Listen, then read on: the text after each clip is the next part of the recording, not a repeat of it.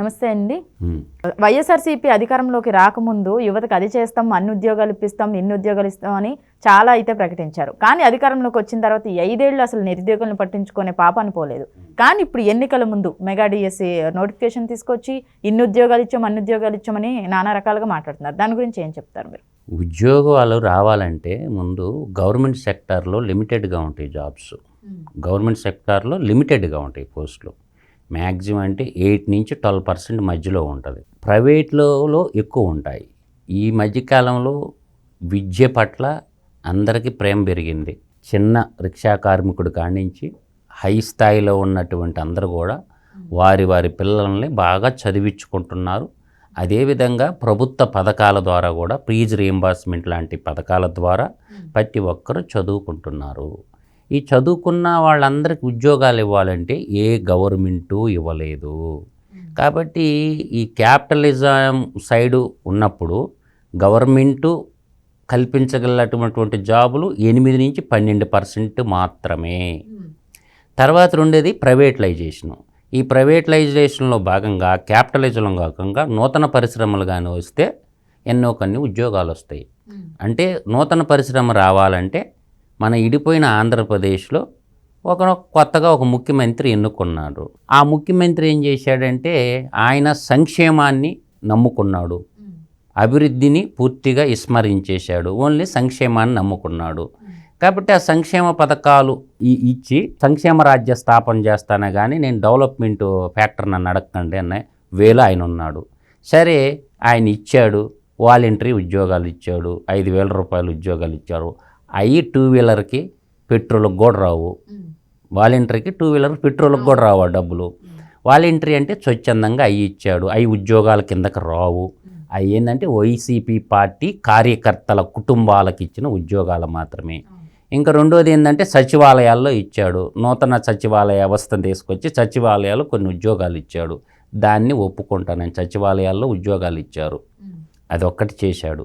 ఇంకా అదే రంగం అంటే ఇంకా బీటెక్ చదివిన వాళ్ళు, ఎంటెక్ చేసిన వాళ్ళు, ఎంఫార్మసీ, బీ ఫార్మసీ, పిహెచ్డీలు ఇవన్నీ చేశారు కదా. సాఫ్ట్వేర్ ఉద్యోగాలు చూస్తే 0. సాఫ్ట్వేర్ ఉద్యోగాల పరికల్పనలో 0. తర్వాత మెకానికల్ ఇంజనీరింగ్కి సంబంధించినటువంటి ఇండస్ట్రీస్ వచ్చి ఉంటే ఉద్యోగాలు వచ్చాయి. పోర్టుల నిర్మాణం జరిగింటే మనకి షిప్ బిల్డింగ్ అంటారు. పోర్టులు అంటే షిప్లు ఉంటాయి కదా, షిప్ బిల్డింగ్ యూనిట్లు, మ్యానుఫ్యాక్చరింగ్ యూనిట్లు పెడితే మనకి నౌపాడు నుంచి దుగ్గరాజపట్నం దాకా పోర్టులు ఎన్నో ఉంటాయి. ఒక్క షిప్ బిల్డింగ్ అప్పుడెప్పుడో హిందుస్థాన్ షిప్ యార్డ్ సెంట్రల్ గవర్నమెంట్ది విశాఖపట్నంలో ఉంటుంది, కానీ అటువంటి పరిశ్రమలు లేవు. తర్వాత ఫుడ్ ఇండస్ట్రీ ఉంటుంది అన్నమాట, ఫుడ్ సెక్టార్, ప్యాకింగ్ టెక్నాలజీ చదువుకున్న వాళ్ళు. తర్వాత ఈ ఫుడ్ ఇండస్ట్రీస్కి సంబంధించినటువంటి కంప్లీట్ చేసినటువంటి ఉద్యోగాలు. తర్వాత పాలిమర్ సైన్స్ చదువుకున్న పిల్లలు ఉంటారు. పాలిమర్ సైన్స్ అంటే మనకి పాలిమర్ సైన్స్ భాగంగా పెస్టిసైడ్స్, ఫర్టిలైజర్స్ బ్యాగులు, ఇత్తనాలకు సంబంధించినటువంటి సంచులు తయారు చేసేది ఉంటుంది. దాని మీద స్క్రీన్ ప్రింటింగ్ చేసుకుంటుంటారు. అట్లా దానికి సంబంధించిన పరిశ్రమలు వచ్చింది లేదు. పాలిమర్లో తర్వాత మన ఇంట్లో హౌసింగ్లో వచ్చి పీవీసీ పైపులు ఉంటాయి. తర్వాత మన ఇంట్లోకి సంబంధించిన పీవీసీ కేబుల్స్ అంటే పవర్ కేబుల్స్ ఇంట్లో వాడుకుంటాం కదమ్మా, ఏంది ఎలక్ట్రికల్ కేబుల్స్. ఆ ఇండస్ట్రీ ఒకటి కూడా లేదు ఆంధ్రప్రదేశ్లో. కాబట్టి అన్ని రకాలైనటువంటి ఇండస్ట్రియల్ మినిస్టరు టోటల్గా పొనుకుండిపోయింది. ఇండస్ట్రియల్ మినిస్టరు వాటి మీద పరిశోధన చేసి ఇండస్ట్రియల్ మినిస్టర్కి ముఖ్యమంత్రి కాడికి ఎక్కువ పని ఉంటుంది. ఆయన గుడ్డు పెట్టలేదు, పొదగలేదు అని కోడిగుడ్డు మంత్రిగా మిగిలిపోయిండు. మనం ఎన్ని చెప్పుకున్నా సరేనమ్మా, ప్రజలకు ఉండాలి బుద్ధి. ఇప్పుడు ఆయన నేను డబ్బులు ఇస్తున్నాను అంటున్నాడు. డబ్బులు ఇస్తున్నాడంటే ముఖ్యమంత్రి ఎక్కడి నుంచి తెచ్చిస్తున్నాడు డబ్బులని ఆలోచించటంలో ప్రజలు. గతంలో కరెంటు బిల్లు ఎంత వచ్చింది, ఇప్పుడు కరెంటు బిల్లు ఎంత వస్తుంది, గతంలో నిత్యావసర ధరలు ఎంత ఉన్నాయి, ఇప్పుడు ఎంత ఉన్నాయి, గతంలో అన్ని రకాలు తీసుకున్నామా, బస్ ఛార్జీలు ఎంత ఉన్నాయి, ఇప్పుడు ఎంత ఉన్నాయి, ఇలా కంపేర్ చేసుకుంటారనమాట. ఇవాళ గతంలో ఇప్పుడు మందు బాబులు ఉంటారమ్మా, లిక్కర్ తాగేవాళ్ళు. అదే దరిద్రం సమాజానికి, అన్ని కుటుంబాలు నాశనం కావడానికి అదే కారణము. ఇప్పుడు ఆ మందు రేట్లు విపరీతంగా పెరిగిపోయి వాళ్ళు ఆరోగ్యాలు చెడగొట్టుకుంటా, లివర్లు, కిడ్నీలు చెడగొట్టుకుంటా, దానికి పేరు ఆరోగ్యశ్రీ పథకం అంటారు. వాళ్ళ ఆరోగ్యాలు చెడగొట్టడం ఎందుకు ఆరోగ్యశ్రీ పథకం ఇవ్వడంలో తప్పులేదు. ప్రజల్ని మత్తుకి బానిసలను చేసేసి వాళ్ళ ఆరోగ్యాలు చెడగొట్టి మేము ఆరోగ్యశ్రీ పథకం ఇస్తున్నాము. తర్వాత ఏంటంటే ఇక్కడ దోపిడీ అనేది అనంతంగా ఉంది. అట్లాగా దోపిడీ మీకు చూడండి, దోపిడీకి రూపం తెలియటం వల్ల చాలామందికి. ఇప్పుడు పెట్రోల్ డీజిల్ స్కామ్ చేయాలనుకోమ్మా, ఏం చేయాలా, చుట్టుపక్కల రాష్ట్రాల కాడికి పెట్రోల్ ధరలు అధికంగా పెట్టుకుంటే పక్క నుంచి స్మగ్లింగ్ చేసి డీజిల్ పంపులు నింపుకొని నాకేయచ్చు. తర్వాత లిక్కర్ ధరలు అధికంగా ఉంటే పక్క రాష్ట్రాల కాడికి చుట్టుపక్కల తమిళనాడు, కర్ణాటక, మన తెలంగాణ కాడికి లిక్కర్ ధరలు మన రాష్ట్రంలో ఎక్కువగా ఉన్నాయనుకోండి, పక్క రాష్ట్రాల నుంచి లిక్కర్ స్మగ్లింగ్ చేసుకొని దాని మీద దోసేయవచ్చు. ఇది ఒక స్ట్రాటజిక్ ప్లాన్ అమ్మా. మీకు అర్థం కానిది ఏంటంటే ధరలు, పెట్రోల్ డీజిల్ ధరలు ఎందుకు ఎక్కువ పెట్టారు? పక్క రాష్ట్రాల నుంచి మనం స్మగ్లింగ్ చేసుకొని అమ్ముకోవచ్చు. స్మగ్లింగ్ చేసేది ఎవరి కాడ ఉంటుంది? స్మగ్లర్ దగ్గర ఉంటుంది, రాజకీయ నాయకులకు ఉంటుంది. సామాన్యుడికి వాళ్ళు అవుతుందా? కాబట్టి ఇవి అంటే బస్ ఛార్జీలు ఉన్నాయి. బస్ ఛార్జీలు ఎక్కేది ఎవరు? సామాన్యుడే బస్సు ఎక్కుతాడు. కాబట్టి వాళ్ళకి సంబంధించినవి. అందువల్ల ఏంటంటే మేము విద్యా దీవెన, వసతి దీవెన, చదివించిన పిల్లలకి ఉద్యోగాలు ఎక్కడిస్తావు? ఇప్పుడు నేను ఫైనల్గా చెప్తున్నామ్మా, ఒక పెనుద్రవం సంభవిస్తుంది. మళ్ళీ 2008లో వచ్చినటువంటి యూరప్ సామ్రాజ్యం అంతా ఆర్థిక మాంద్యంలోకి పోతుంది. భారతదేశానికి ఇంకా దెబ్బ తగలుతుంది. దగ్గరలో ఉంది. 6 నెలలు ఓపిక పట్టండి, మళ్ళీ ఆర్థిక మాంద్యం వస్తుంది, ఉద్యోగాలన్నీ ఊడిపోతుంటాయి.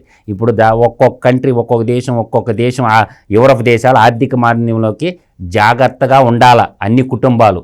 భారతదేశానికి కూడా తగలద్దా దెబ్బ. ఎందుకంటే వస్తువులు ఎక్స్పోర్ట్ చేయలేదనుకమ్మా, ఆదాయం ఏడకెళ్ళి వస్తాయి, డబ్బులు ఏడకెళ్ళి వస్తాయి ప్రజలకి. ఆర్థిక మాంద్యం ముప్పు పొంచి ఉంది. ఈరోజు దాదాపు యూరప్ దేశాలు అంటే మనకు తెలుసు కదమ్మా, బ్రిటను, ఐర్లాండు, పోలాండు, జర్మనీ, ఆ దేశాలన్నమాట. ఆ దేశాలన్నీ కూడా ఆర్థిక మాంద్యం వస్తుంది. ప్రజలు కూడా చాలా జాగ్రత్తగా ఉండండి, డబ్బులు మాత్రం చాలా జాగ్రత్తగా ఖర్చు పెట్టుకోండి. ఆర్థిక మాంద్యం మనకు ఒక 6 నెలల తర్వాత అగుపడద్ది, ఖచ్చితంగా అగుపడద్ది. ఇప్పుడు చాలా దేశాలు ఆర్థిక మాంద్యం తోటే ప్రపంచ ఆర్థికవేత్తలందరూ చెప్తున్నారు. అదొక సమస్య ఉంది. నిరుద్యోగ సమస్య ఉంటుంది. ఇప్పుడు ఆర్థిక మాంద్యం వచ్చిందంటే కొత్తగా కంపెనీలు ఏమి రావు. ఇంకా చదువుకున్న పిల్లలు బర్రెలు, గొర్రెలు కాసుకోవాలా. ఇంకా కోళ్ల ఫారాలు, బర్రెలు అంటే డైరీ ఫార్మ్స్, తర్వాత కోళ్ల ఫారంలు, తర్వాత ఈ గొర్రెల పథకాలు, ఇంక ఈ స్మాల్ స్కేల్కి సంబంధించిన అగ్రికల్చర్కి అనుబంధంగా ఉన్నటువంటి వాటిల్లో సెటిల్ అయిపోవాల్సి వస్తుంది. ఇంకా మిగిలేదు అగ్రికల్చరు, చెరీకల్చరు, తర్వాత హార్టికల్చరు, తర్వాత నేను అంటుండే ఇటువంటి వాటిని అన్నిటి కూడా చదువుకున్న యువత కూడా ఇంకా దాంట్లో ఉపాధి ఎత్తుక్కోవాలా. కానీ ప్రభుత్వాలు ఉద్యోగాలు చూపించే స్థితిలో అయితే లేవు. నేను అందుకని చెప్తానమ్మా, సముద్రం ఉంటుంది. ఈ సముద్రము అన్ని దిశల నుండి వచ్చి నీరు అనేది చేరుతుంది సముద్రం నిశ్చలంగా ఉంటుంది అనమాట. కాబట్టి ఏ విధమైన మార్పు ఉండదన్నమాట. అదేవిధంగా నేను చెప్తుంటే, మనం ప్రతి చిన్న విషయాలకి తలకిందులు అయ్యామనుకో, ప్రతి చిన్న విషయానికి కూడా మనం తలకిందులు అవుతాం, సరిదిద్దుకోలేమన్నమాట. తప్పులు మనం సరిదిద్దుకోపోయే బదులు ఆవేశం ఎక్కువైపోయింది ఈ మధ్య. అమ్మాయిలకు కానీ అబ్బాయిలకు కానీ స్థితప్రజ్ఞత లేదు. ఎవరికి కూడా ఆవేశపడుతున్నారు. ఎవరికి పడితే వాళ్ళు ఆవేశపడుతున్నారు. ఆవేశం ఎప్పుడు అనర్థదాయకం. ఎందుకు చెప్తున్నానంటే, ఈ మాట నేను చెప్తున్నానంటే, మనము భయపడతా చేసే పనుల్లో అన్ని తప్పులు జరిగిపోతాయి. ఆ పనులు కూడా సక్రంగా చేయలేము. మనం మనసు నిశ్చలంగా ఉండి చేసే పని పర్ఫెక్షన్తో మనం అనుకున్న గోల్ రీచ్ అవుతాము. ఆవేశపూరితంగా మనం పోయామంటే మనం ఇబ్బంది పడతాం. కాకపోతే ఒకవైపు రాష్ట్రాన్ని దోచేస్తున్నారమ్మా బాగా. ఇప్పుడు ముఖ్యమంత్రి పదవి ఉంది కదా, జగన్మోహన్ రెడ్డి దేనికి? తనను తాను రక్షించుకోవడం కోసం, ప్రజలకు సేవ చేయడానికి కాదు. 9 సంవత్సరాలు ప్రజల్లో తిరిగాడు. 9 సంవత్సరాలు తిరిగాడు ప్రజల్లో. ఎందుకు తిరిగాడు?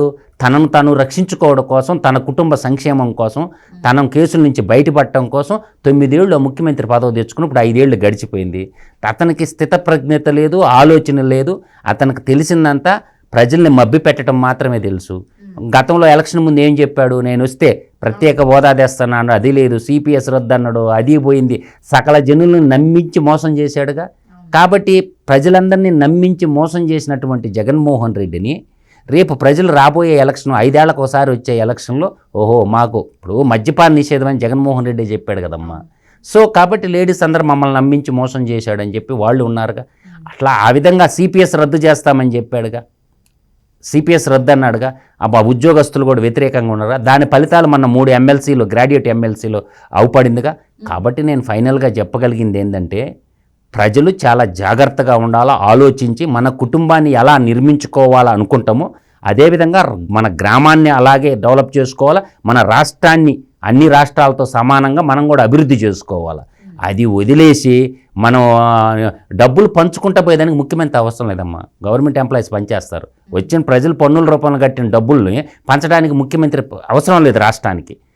రాష్ట్రాన్ని అన్ని రంగాల్లో అభివృద్ధి చేసే ముఖ్యమంత్రి కావాలి. కానీ ఇప్పుడు మనం పంచుకుంటా పోతుంటే తీసేస్తే కొండని రోజు ఒక రాయి తీసేసిన కొండ కరిగిపోద్ది అనమాట. సంపదను పెంచి సంపదలోని ఆదాయాలని పంచుకుంటా పోవాలి ప్రజలకి. సంపద సృష్టించకుండా ప్రజల మీద పన్నులు, చెత్త పన్ను అని, ఆ పన్ను అని, ఈ పన్ను అని, పెండాకుడు పన్ను అని అన్నీ వేసి ప్రజల డబ్బులు ప్రజలకు పంచుకునేదానికి ముఖ్యమంత్రి ఎందుకమ్మా? ముఖ్యమంత్రి అవసరం వల్ల, క్యాబినెట్ అవసరం వల్ల, ఆ ముఖ్యమంత్రి విమానాల్లో తిరగాల్సిన అవసరం వల్ల ఆ డబ్బులు కూడా మిగిలిపోతాయి కదా. పన్నుల డబ్బులన్నీ పంచుకుంటుంటే సరిపోయి ఎంప్లాయ్మెంట్ జీతాలు తీసుకొని ప్రజలకి ఎవరు వాటా ప్రకారం వాళ్ళకి ఇచ్చేస్తే సరిపోద్ది కదా. ఓటర్లందరికీ ఇప్పుడు 4,8,00,000 ఓటర్లు ఉన్నారమ్మా ఆంధ్రప్రదేశ్ రాష్ట్రంలో. 4,8,00,000 ఓటర్లు ఉన్నారు. ఎంప్లాయీస్ జీతాలు తీసేసుకోండి, వచ్చిన డబ్బులన్నీ ప్రతి ఓటర్కి పంచేయండి, అంతే కదా, సింపుల్ అయిపోయింది కదా. ఇంకా అభివృద్ధి ఎందుకు, రోడ్లు ఎందుకు, డ్యాములు ఎందుకు, ఇరిగేషన్ ప్రాజెక్టులు ఎందుకు, ఇవన్నీ దేనికే? పంచుకునేదానికి ప్రజల సొమ్ము ప్రజలు పంపిణీ చేయడానికి ముఖ్యమంత్రి అవసరం లేదు. ఆ ఎమ్మెల్సీల డబ్బులు మిగిలిపోతాయి, ఎమ్మెల్యేల డబ్బులు మిగిలిపోతాయి, జీతాలు మిగిలిపోతాయి, శుభ్రంగా శాసనసభకి నడిపించేది ఖర్చులు చాలా అవుతాయి, ఆ డబ్బులు మిగిలిపోతాయి. తర్వాత ఈ దోపిడీలు అన్నిటి కూడా మిగిలిపోతాయి. ఎందుకు రాష్ట్రపతి పాలన పెట్టుకొని గవర్నర్ ఉంటే సరిపోతారు, ఉద్యోగస్తులు ఉంటారు ప్రశాంతంగా. ఈ రాజకీయ నాయకులు దోపిడీ పోకుండా, స్మగ్లర్లు దోపిడీ చేయకుండా పోలీసు వ్యవస్థ ఉంటుంది, అందరికి సమన్యాయం జరగద్దు. కాబట్టి సంక్షేమ రాజ్యం అంటే అదేనమ్మా. వచ్చిన డబ్బులు జీతాల భాగంగా మిగిలిన సొమ్ము ఓటుకింతని పంచేస్తే సరిపోద్దిగా, ఏ నెలకు ఆ నెల వాళ్ళ అకౌంట్లో డైరెక్ట్ వేసేస్తే సరిపోద్దిగా. దానికి ముఖ్యమంత్రి ఎందుకు, మంత్రిమండలి ఎందుకు, ఎమ్మెల్యేలు ఎందుకు, ఎలక్షన్లు ఎందుకు? ఇదంతా బొక్క తప్ప ప్రజాస్వామ్యంలో. కాబట్టి నేను ఫైనల్గా చెప్తుండేది, ప్రజల్లో ఈసారైనా రాబోయే ఎలక్షన్లో దగ్గరలో ఉంది కాబట్టి విజ్ఞతతో ఆలోచించి రాష్ట్రాన్ని ఎవరైతే అభివృద్ధి చేస్తారో, రాష్ట్రానికి ఎవరైతే ఎంప్లాయ్మెంట్ కలిగిస్తారో, రాష్ట్రాన్ని అన్ని రంగాల్లో ఎవరు ముందుకు తీసుకుపోతారో, కాబట్టి అటు చూచి ఆలోచించి ఓటేయమని చెప్తుండా నేను. అంతే తప్ప మీ ఇష్టం, మాకు ఓటు ఉంది కదా కులతత్వంతోనో మతతత్వంతోనో, మా కులం కూడిపెట్టదు, గుణం మాత్రమే మనిషిని నిలబెట్టద్ది. కాబట్టి కులతత్వంతో పోయి మతతత్వంతో పోయి మీరు ఓటుని కానీ నాశనం చేసుకుంటే 5 ఏళ్లకు ఒకసారి వచ్చే అవకాశం. ప్రజాస్వామ్యాన్ని కాపాడే పెద్ద ఆయుధం ఓటమ్మ. ఆ ఓటుని కానీ సక్రంగా వినియోగించుకోకపోతే దేశం వినాశనం అయిపోద్ది, రాష్ట్రం వినాశనం అయిపోద్ది, తద్వారా నువ్వు కూడా నాశనం అయిపోతావు. కాబట్టి దేశం రాష్ట్రం వినాశనం అయిపోతే, మనిషి వినాశనం అయిపోతే వేరే ఆలోచనలు వచ్చేసి ఏం జరుగుతాయి అంటే, వేరే ఆలోచనలు వచ్చి ఏం జరుగుతాయి, దొంగలుగా, తీవ్రవాదులుగా, నక్సలైట్లుగా, మాయోయిస్టులుగా మారిపోతారు. అప్పుడు సమాజం అరాచకత చేతుల్లోకి పోయి అరాచకమే నిలబడద్ది. కాబట్టి నేను చెప్తున్నది ఏంటి, ఈసారి రాబోయే ఎలక్షన్లో విజ్ఞతతో ఓటేయమని చెప్తుండా. ఎస్పెషల్లీ యువకులు 1కి 2 సార్లు ఆలోచించి మందుకి, కరెన్సీ నోట్లకు అమ్ముడు పోకుండా వాళ్ళు ఇస్తే తీసుకోండి, కానీ ఓటు మాత్రం చిత్తశుద్ధితో రాష్ట్రం వైపు చూసి, దేశం వైపు చూసి ఆలోచించుకొని, నీ చూపుడు వేలే నీ ఆయుధం. నీ చూపుడు వేలుతోనే వాడు ఎంత పెద్ద మగోడైనా గద్దె దింపొచ్చు. కాబట్టి పరిపూర్ణమైనటువంటి చిత్తశుద్ధితో మన తెలుగు తల్లిని ఆరాధించుకొని ఓటేయమని స్పష్టంగా చెప్తున్నా నేను. మనస్సాక్షిని మించినట్టు, ఆత్మసాక్షి మనస్సాక్షిని మించినటువంటి ఫలితం ఇంకొకటి లేదమ్మా. ఖచ్చితంగా మనస్సాక్షితో ఓటేసి ప్రజాస్వామ్యాన్ని కాపాడమని చెప్తుంటా. నేను చెప్పగలిగింది అంతవరకే. ప్రజాస్వామ్యాన్ని యువకులే పరిరక్షించుకోవాలా. ఈ దేశ స్వతంత్ర ఉద్యమంగా దేశానికి బానిస సంఖ్యలు దింపడం కోసం ఆ రోజుల్లో యువకులు ఎంతోమంది తన మాన ప్రాణాలను త్యాగం ఫలితమే మనం అనుభవిస్తున్న ఈ స్వతంత్రం. కాబట్టి ఈ భారతదేశాన్ని కాపాడుకుందాం. అలాగే అందరికీ అన్నం పెట్టిన అన్నపూర్ణ లాంటి ఆంధ్రప్రదేశ్ని మనం కాపాడుకుందాము. రెండోది ఇంకోటి కూడా చెప్తాను నేను, తెలివిగల్ల నేల తెలుగు నేల, అప్పుల కుప్పగా మారిపోయింది. ఆలోచించుకొని ఓటేయమని చెప్తుంటాను.